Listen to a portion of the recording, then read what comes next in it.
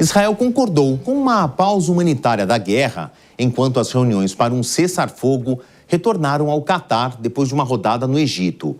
O principal ponto do impasse são os reféns, capturados pelos terroristas em outubro do ano passado.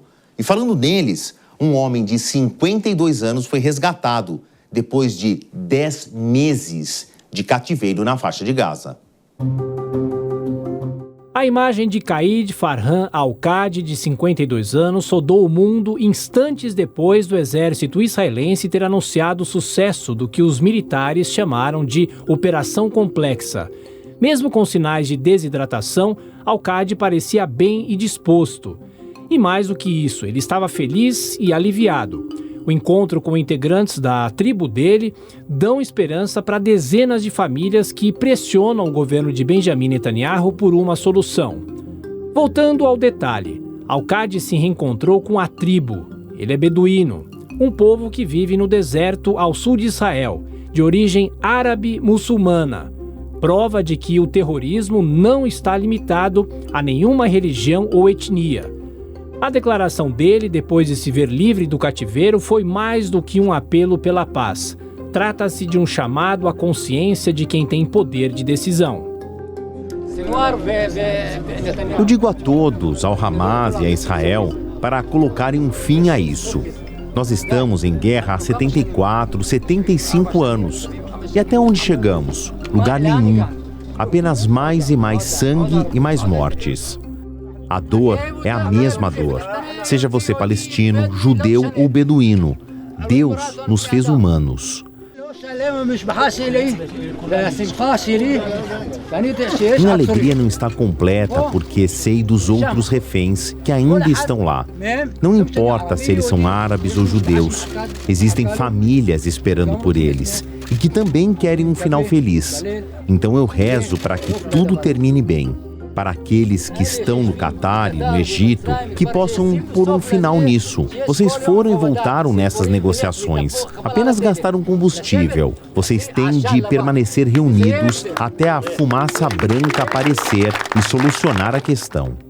A referência foi ao sinal de que o Vaticano lança a partir de uma chaminé para indicar a escolha de um novo Papa, a fumaça branca. Nesse caso, é a resolução do conflito que já deixou mais de 41 mil mortos desde outubro. O Catar voltou a ser palco das negociações. Há 2 semanas, os encontros terminaram sem consenso.